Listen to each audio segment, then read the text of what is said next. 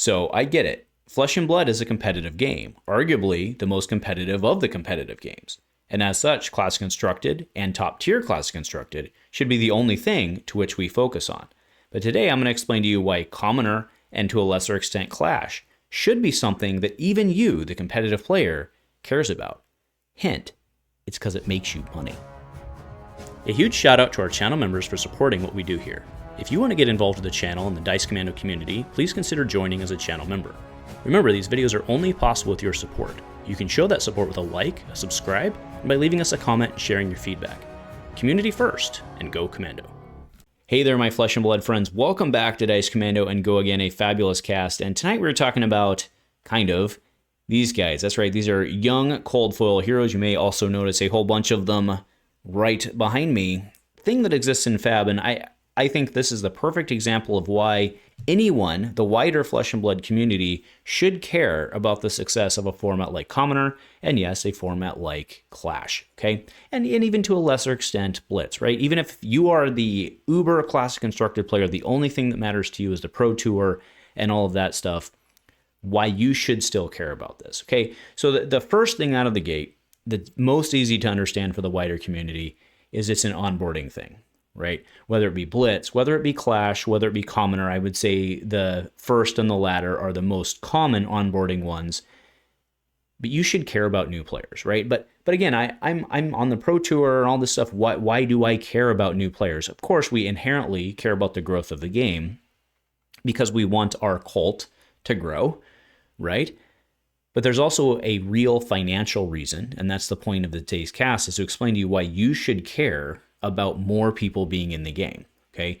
It really boils down to baseline roots sales, right? So I want to point something out. When you all go, and not you all because, you know, the vast majority of people watching this, because that's the way the community works, are not on the quote-unquote Pro Tour. But let's think about it this way.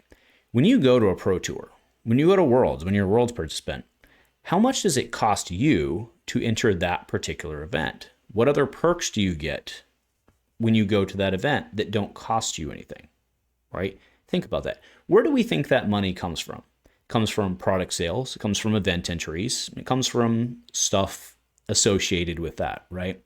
If you go and you look at the folks on the Pro Tour and the amount of money that's being spent overall to do that, even in terms of product sales and stuff, right? The folks on the Pro Tour are not buying the equivalent number of boxes. In fact, most of them are probably buying singles, right? But, and yes, boxes need to be sold to do that. I get that. But by and large, you're not the ones floating the monetary backing of the game, right? You're not the ones floating the events, okay? So those crazy 50, 40 people, whatever it may be in the corner fighting over a gold foil on Saturday morning for a Commoner event, they're the folks who are there pouring money into the event. They're the ones who have bought cards to play those crazy, stupid Blitz events, those crazy Commoner events, whatever it may be, that keep those events, keep the wheels of the events greased and running, and make the hotels want to do things and all sorts of stuff like that, right? So it's not just grassroots in terms of growing the game itself, but it's growing the finances of the game as well, right? So the other thing to really think about, and let's go back to, I'll show Kassai here because, you know, that's my girl, right? In terms of making you money, think about cards like this. Think about cards like Kassai. Now, we can show with very real data, right? The one I'm showing up right now is Oldhim. Look what happened to young Oldhim when he LL'd. Went up when he was competitive and playing, and then boom. No more use for him in Blitz, right? Same with Icelander. Went up, as soon as she LL'd, boom. Same with Kassai. Went up, boom. That happened because they weren't being used in Blitz. But there's something that I've noticed over my course of doing, 3 years now of Commoner Crawl events, is when we first started doing Commoner Crawl, everyone was using literally $5 to $10 decks because they were afraid of getting beer spilled on them or whatever it may be. It was Commoner. But as their favorite heroes that they had tricked out their decks for started LL, and they weren't useful in Blitz anymore, these cards right here started to make their way into Commoner decks. So these cards are not just coasters. These cards actually serve a purpose in the evergreen format of Commoner. And that's why Commoner is actually something that, from a monetary standpoint, you should want to continue to support. Because now that this card that's in your BCW box, you've got 8 or 9 of them because you were the Armory champ and you just kicked face or whatever it may be, these things will retain value because of the Commoner format. Absolutely because of the Commoner format. Otherwise, those things, the data tells us, will continue to go down. That as we bring in those grassroots folks, they want to go check out their Commoner decks, they'll go up. The demand will go up, and so on. It is a proven fact, a true fact of the whole supply-demand thing, right? You as a player want to make people want to play Commoner. Even if you think it's dumb yourself, you want to make people think Commoner is a good thing. Because then you can sell your cards that you've got 8 or 20 of them in the BCW box to folks, right?